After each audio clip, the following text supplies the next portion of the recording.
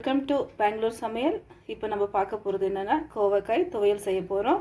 அதற்கு தேவையான பொருட்கள் வந்து கோவக்காய் நல்லா கழுவிட்டு ரவுண்டாக அரிஞ்சு வச்சுருக்கிறோம்.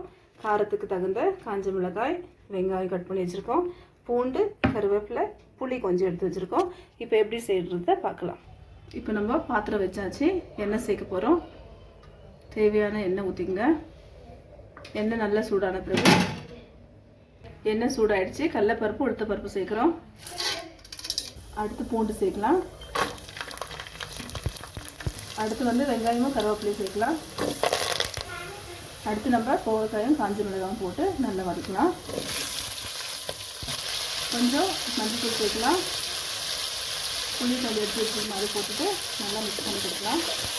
நல்லா வதக்கிடுச்சு. இது நல்லா வேந்த பிறகு நம்ம இதை எடுத்து ஜாரில் போட்டுட்டு ஒரு சுற்றி எடுத்துக்கலாம். இப்போ வந்து நம்ம தாளிக்க போகிறோம். தேவையான எண்ணெய் ஊற்றிக்கலாம்.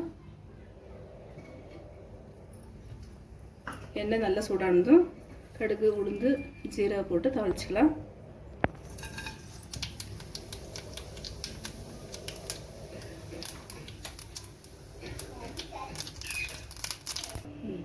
இப்போ நம்ம கோவைக்காய் அரைச்சிட்டு வந்திருக்கோம்.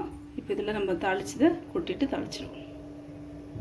இப்போ பாருங்கள், தாளிச்சாச்சு. பாருங்கள், கோவக்காய் துவையல் வந்து ரெடி ஆகிடுச்சு.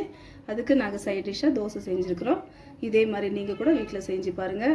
சாப்பிடாதவங்க கூட இந்த மாதிரி கோவக்காய் துவையல் செஞ்சு கொடுத்தா சாப்பிடுவாங்க. இது உங்கள் வீட்டில் செஞ்சு பார்த்துட்டு நல்லா இருந்தால் இது எங்கள் வீடியோ பார்த்துட்டு லைக் பண்ணுங்கள், ஷேர் பண்ணுங்கள், மறக்காமல் சப்ஸ்கிரைப் பண்ணுங்கள். தேங்க்யூ ஃபார் வாட்சிங்.